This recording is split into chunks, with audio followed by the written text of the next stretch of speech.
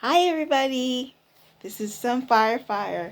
So, what I came on here to talk about is how I try to first off I want to say that I'm still in school obviously. Now I just finished with my class, my third class at Southern New Hampshire. I'm doing history, um my masters. Um my third class out of 11 classes just finished up last week, so there's a week in between my classes. So that's done with, and it's just and as if you have been on this channel for a while, you know that I have been teaching myself different languages, and I feel like I've just always loved languages since I was a little kid. Um, in elementary school, I was in French immersion and I just loved speaking French. Um, but over the years, I mean, I haven't had anyone speak, I haven't been able to speak with anyone. So now I'm trying to get back into French. I mean, I still understand it, I can still read it, but it's just like, I was actually never that confident in speaking it with anyone, especially if I go to France and talk to someone. It's like, nah. I mean, I can understand when it's spoken to me, but I definitely afraid of talking back to someone. Um anyway, what I want to say is like during quarantine I got a lot done. I don't feel like I got a lot done. I mean, but I had a lot more time to focus on learning different languages. And if I started learning German right before I went to Austria. Obviously, I went there for school and obviously it didn't work out. So I came back here and then I was just like, you know what, let me try to get my master's again. So I went back to school at Southern New Hampshire. And so what I've been doing is basically I've trying to, I'm studying German, Chinese, Japanese, and I'm trying to get back into French a little bit. And Russian, I tried Russian to do Russian on my own, and I was like, I think Russian's a little too hard, but I don't know. I've just put it aside because it's like I just need some time. I just need to dedicate a bunch of time to my Russian, so I'm probably not gonna do start Russian back up anytime soon. Um, and right now, since I've it's been a week. Right now, it's been a week of no classes, so I've had time to catch up on my. I've been working on my Chinese a lot, and also I I had a cold. I was congested, so and I told my my work that, and they told me not to come in, so I'm out for the exclusion period. So that's the thing too. So I mean, I've I've had time to myself, so that's awesome. Um, but what I wanted to say is that how I while I'm while I'm working when I while I'm working when I'm in school, how I choose my time wisely, and while I'm just in this busy lifestyle, what I do is I listen to a lot of German and French podcasts. Well, there's a YouTube channel called Easy German, and there's a YouTube channel called Easy French, and yeah, they just ask random questions to Germans. Easy German just ask random questions to Germans. Easy French just ask questions to random French people on the street. And so yeah, so I listen to that. The German, it's very hard to understand because there's some of the words I don't understand. Well, most of them I don't understand. But I mean, it's good to get a sense of how stuff are pronounced. And for the French, obviously, I understand. I understand a lot. But I mean, there are still some words I'm just like, I've never heard those words before. And so I do look them up. For Chinese, um, for Japanese, I downloaded this app called Japan Radio a while ago. And it's just called Japan Radio. And I think HSK is behind that app. Not HSK, NHK. NHK, they're a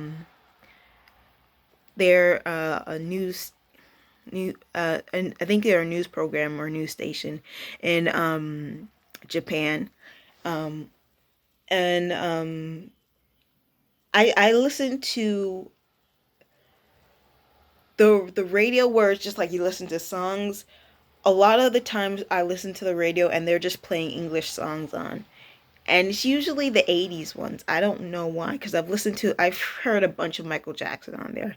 And so I usually listen to NHK podcasts on there.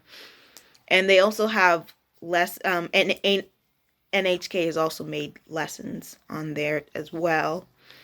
One is in English teaching you how to speak Japanese, and one is in Chinese telling you how to speak Japanese. So I think that's cool.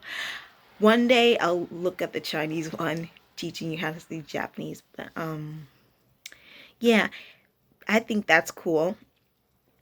And for the other thing, for Chinese, I really like that I listen to I sometimes listen to Chinese baby songs on YouTube while I'm at work. I mean, well, not while I'm at work because I'm obviously taking care of children, so I have to give them my undivided attention. But like when I'm going to work and when I'm coming from work, I do all of this listening to stuff on the train ride to work and coming back home. And so I like to listen to Chinese songs, and I like to listen to this still I like to like pretend to uh not pretend. I like to I also have the app that it's called Chinese Simple, and I really like it. It's free, but obviously if you pay for the rest of the other features on the app, like you get a lot out of it. And and also they have a 50% off sale like almost all the time, multiple times a year. So, and I got mine for 50% off, so I think that's good. They have Chinese Simple has HSK 1 app, HSK 2 app, and then 3, 4, and 5.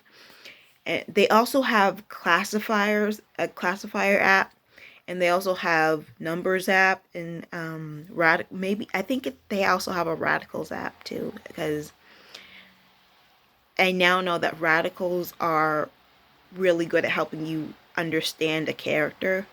I mean, I've noticed that like since I started Chinese, I noticed that like there's one character that looks similar to the other character, but it's just like one or two different strokes. And what I like about it is like the Chinese Simple app. And by the way, they like if you have any problems, you can email them and they'll get back to you really fast too. I've had a few problems, not huge problems, but just some questions, and they get back to you really fast. Um, and what I like is that they have pronunciation, they have listening, um, and they have like it's really good. It's like it's very different than Duolingo. Obviously, I feel like Duolingo just wants you to memorize stuff, and and Chinese Simple wants you to memorize stuff too, but they also teach you how to draw it too, and they like that's why I like it as I like it more than Duolingo, and like because Duolingo and those types of apps, you obviously need more than Duolingo to learn a language. Um, so yeah, and I have obviously when I do Duolingo, I take notes on the lessons that I'm working on. I don't know if you can see this. Obviously, I don't have graphing paper for my things, but because like I've seen on other YouTube channels, they have graphing paper, but I haven't got graphing paper yet. I didn't know I needed graphing paper before, so I just did that, and at first I started writing the characters in with pencil, and a mechan a non-mechanical pencil is a lot better to use than a mechanical pencil because the it's a mechanical pencil, the lead is very light, so it can break very easily when you're writing something, um when you're trying to draw a stroke. So that's why a regular pencil is better than mechanical pencil. I also have but but the pen, I feel like the pen is a lot better. Like I've also started I have integrated Chinese character workbook. This is I actually had this when I was in college at UMass Boston. Um, and I took Chinese 101 my first year in my senior year, and I bought the workbook and the textbook and the character book because I needed that for thing. But like, I mean, I still can use it obviously. So I still have all the stuff in here. Some of the stuff in here I had to give to my teacher because for homework. But I mean, I still have a few stuff in here, like this. This is Jian, which means Xian, which means now. Um, yeah, and it teaches you how. This is the Mandarin. This is Cantonese, and that's also the good thing about Chinese Simple is that it lets you learn the characters in Mandarin and Cantonese. That's what I like, and although it just doesn't tell you what the radicals are. And as you can see here, shui, which means to sleep. I don't know if you can see it. And see, if you can see this really bad one right here. This is I started doing this with pencil, and it doesn't look as uniform as when I do it with pen, because the pen one is at the bottom, and I think it looks a lot better. It doesn't look exactly like the picture up here, but it looks a lot better and it looks a lot uniform with pen. And yeah, that is everything. My class starts tomorrow. No, my fourth class starts. My fourth class starts in 3 days. So of my master's, and so I'm gonna have to start going back to not really having time to write Chinese characters and stuff. But I'm gonna have to go back to listening because obviously, like, I do full-time work at my daycare, and then I come home and then I have to do homework, and then and homework and research for my papers, and then I fall asleep. So I really don't have time to do that, especially Duolingo. Is like, you want to have the incentive to have a long streak, but then it's just like, but then you're just like, I'm too tired to do Duolingo, and so you lose that streak, and you're like, ugh. Um, that's all I have for today. So yeah, and I can't believe I'm on my fourth class. That's so cool, cause for Southern New Hampshire, it's like I'm how many 4 out of 11 classes. That's oh my gosh, I'm terrible at math. 4 out of 11 classes. That is 7 classes left. Hopefully, I will pass this fourth one. Fingers crossed. I'm that close to getting a master's degree.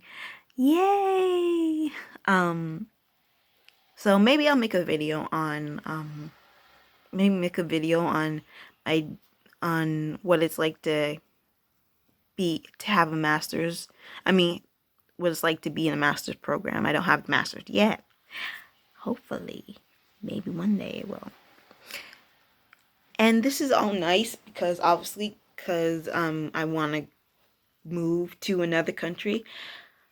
I was primarily thinking about Japan, then I was thinking about Korea, and then I was just like, no, not Korea. And now I'm thinking of moving to I'm looking at Taiwan. So uh so yeah, it's I still have ways to go, and I'm trying to save up because getting all your papers in order is actually takes a lot of money, because you have to get everything notarized and put an apostle on it, and it's just on your birth certificate and stuff like that, and your degrees, and it's a lot of work. So you need a lot of money. Um that's all I have to say for today. Yeah. Bye.